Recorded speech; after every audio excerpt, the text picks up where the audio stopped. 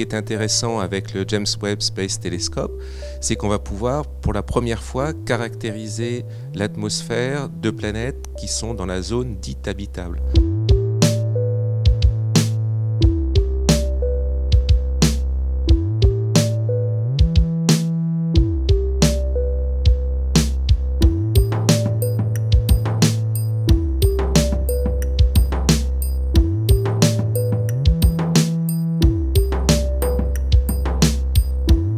Si une planète, c'est-à-dire qui est rocheuse, si elle avait le bon goût d'avoir la bonne atmosphère avec de l'eau et du CO2 en bonne quantité pour avoir la bonne température de surface qui soit compris entre 0 et 100 degrés, on appelle ça une planète habitable.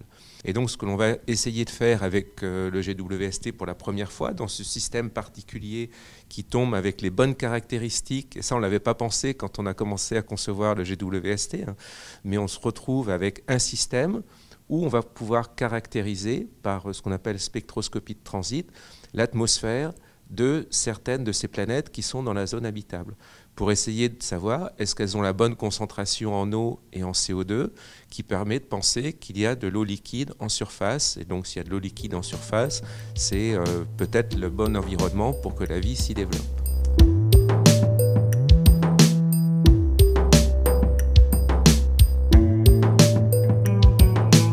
L'idée du GWST, initialement, il devait être lancé en 2007.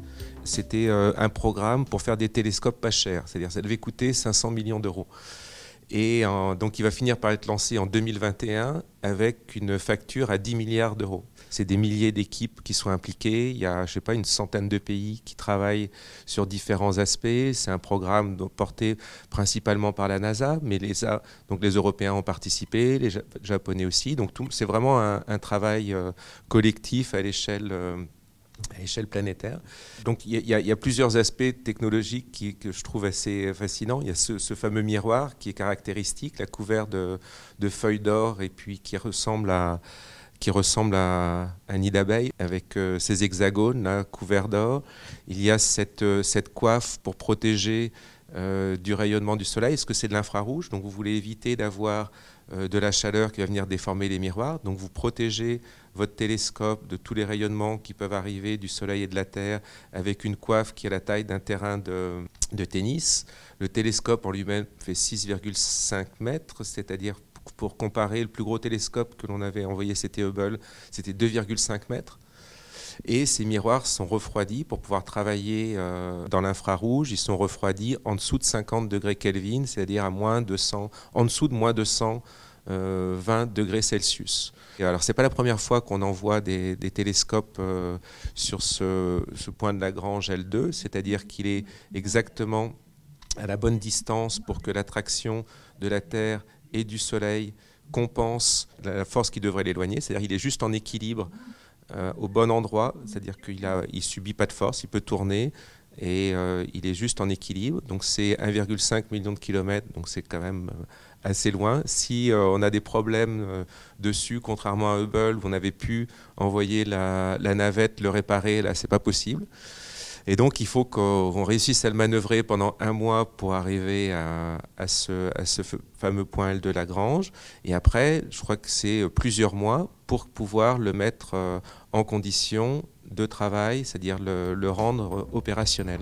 Donc ça arrivera probablement pour l'été prochain. Donc voilà, donc tout ce challenge technologique, c'est ça qui fait que c'est une aventure aussi incroyable.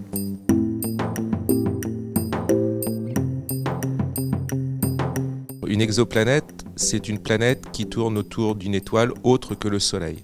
Donc c'est le côté exo, c'est-à-dire au-delà du système solaire, en dehors du système solaire, donc à contraster entre les planètes que l'on a dans notre système solaire, les 8 planètes que l'on connaît bien, que l'on a très bien caractérisées, et les exoplanètes. Ce sont depuis 1995, on commence à détecter maintenant des planètes autour des étoiles qui nous entourent. Pour moi, la grosse découverte, l'impact que la découverte des exoplanètes a eu, c'est en fait de comprendre pourquoi le système solaire, c'est-à-dire notre environnement proche, pourquoi le système solaire était finalement dans la configuration que l'on connaît. Et parce qu'il y a une petite histoire qui est assez marrante, c'est-à-dire qu'on s'était douté depuis le début des années 80, il y a des gens qui disaient mais les planètes, donc quand elles se forment, probablement elles migrent, c'est-à-dire qu'elles se déplacent dans le disque de matière. Donc il y avait des gens qui avaient fait des calculs, mais comme on n'avait pas d'évidence dans le système solaire que nos planètes avaient migré, les gens avaient un peu mis ça sous le tapis. Et donc quand on a découvert cette première exoplanète, c'est-à-dire cette Jupiter qui était très proche de son étoile, d'un seul coup tout le monde a ressorti de ses cartons le fait que les planètes migraient et ça permettait de comprendre, donc, parce qu'on n'avait pas d'évidence de migration dans notre système solaire, donc il a fallu reconstruire l'histoire du système solaire pour comprendre pourquoi nos planètes géantes étaient si loin de leur étoile.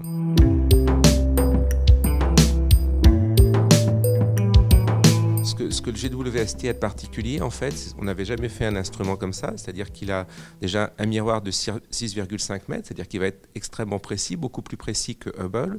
Et la raison pour laquelle on va dans l'infrarouge, c'est que l'infrarouge vous permet deux choses. Il vous permet de voir plus loin, c'est-à-dire il vous permet de voir des objets qui sont plus jeunes dans l'histoire de l'univers, jusqu'à 13 milliards d'années, puisque plus les objets sont loin, plus ils rougissent. C'est pour ça que vous avez besoin de l'infrarouge pour voir beaucoup plus loin. Donc si vous comparez Hubble qui voit dans le visible et le GWST, on va voir des objets qui sont beaucoup plus jeunes. C'est-à-dire on espère avec le GWST voir la naissance des premières étoiles, la naissance des premières galaxies. Donc ça c'est pour ça que cette technologie est aussi compliquée à mettre en œuvre. C'est pour pouvoir avoir un télescope qui travaille dans l'infrarouge pour vraiment voir beaucoup plus loin dans l'histoire de l'univers jusqu'au premier moment où il y a de la lumière qui est émise.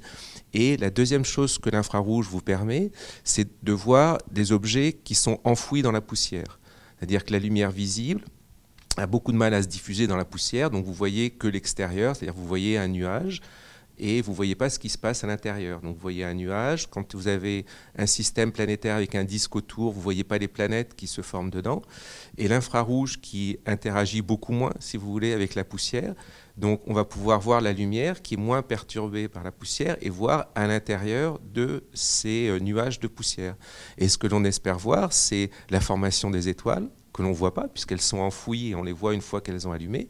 Et pour revenir sur le cas des exoplanètes, ce que l'on espère voir, c'est la formation des planètes au sein des disques de matière qui sont aux premiers instants, une fois que l'étoile s'est formée, qu'elle commence à brûler, et le disque à partir duquel les planètes vont se former. Et donc ce qu'on espère pouvoir voir aussi, c'est la formation, les tout premiers instants de naissance des planètes au sein de ces disques planétaires.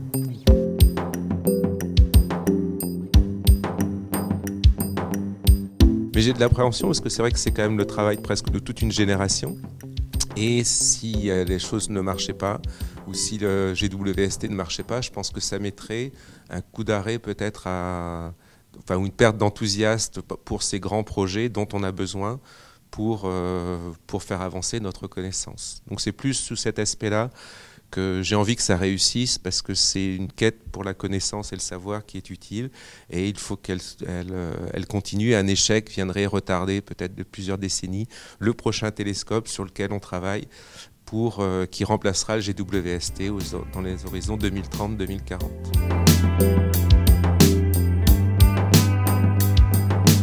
À ce télescope, il faut lui souhaiter une aussi belle carrière que Hubble. C'est-à-dire Hubble était parti pour fonctionner, je crois que c'était 4 ou 5 ans de mémoire, et ça a révolutionné notre façon d'appréhender. Tout le monde connaît les images d'Hubble maintenant. Il y a des livres entiers, il y a une science incroyable qui a été faite avec Hubble, avec des retombées, que ce soit en cosmologie, en physique stellaire. Enfin, ça a vraiment révolutionné la totalité du domaine astronomie astrophysique, et j'espère que le GWST aura la même carrière et le même impact sur l'ensemble de la communauté astronomie astrophysique.